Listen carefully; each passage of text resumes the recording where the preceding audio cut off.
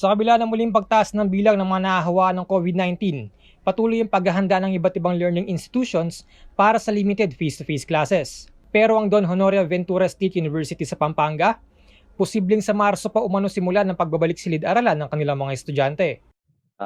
Ang ating first semester end this January 31, no? Kaya hindi pa tayo hindi pa tayo magkakaroon ng limited face-to-face classes. Planning pa lang 'yan. Titignan natin kung ano yung magiging alert level status uli ng province coming March, yung second sem natin. And by that time, we have plans naman on how to conduct this limited face-to-face.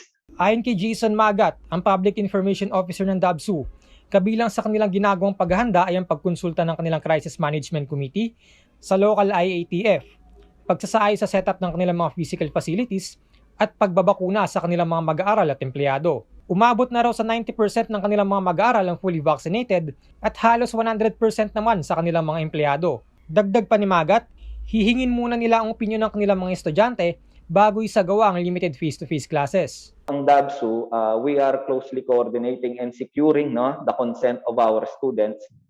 Hindi kami gagawa ng desisyon ng hindi sila nako-consult. No? Kaya nagkakaroon kami ng mga survey. Nagpapasurvey kami sa kanila kung payag ba sila na magkaroon ng limited face-to-face or what, ganon. Hindi kami pwedeng magdesisyon ng kami-kami lang. Maaari raw magsimula ang limited face-to-face classes sa susunod na semester para sa mga degree programs na nangangailangan ng mga laboratory works, gaya ng engineering at hotel and restaurant management. Maglalabas din umano sila ng advisory sa DABSU PIO Facebook page ukol sa magiging desisyon ng paaralan hinggil sa pagsasagawa ng limited face-to-face classes. Samantala, sa COVID-19 Advisory No. 9 na inilabas ng Commission on Higher Education o CHED nitong January 10, nakasaad na magsisimula na sa January 31 ang Phase 2 ng limited face-to-face classes sa lahat ng degree programs na nasa Alert Level 3, habang maaari nang simulan ng pagsasagawa ng limited face-to-face classes anumang araw sa mga lugar na nasa ilalim ng Alert Level 2. Ang Phase 1 ng limited face-to-face classes ay sinimula noong Disyembre para sa mga paaralan na nasa Alert Level 2. Ayon pa sa CHED, hindi umano required ang pagpapasa ng aplikasyon upang magsagawa ng limited face-to-face classes.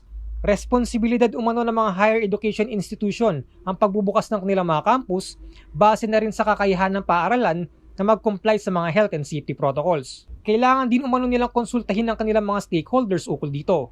Kinakailangan naman magsumite ng paaralan ng self-assessment checklist at notarized affidavit of undertaking sa CHED Regional Office bago simulan ang pagsasagawa ng face-to-face classes. Maaari namang suspindi ng Crisis Management Committee ng paaralan ang limited face-to-face classes kapag nagkaroon ng pagdami ng kaso ng COVID-19. Marion Lozano, CL TV News.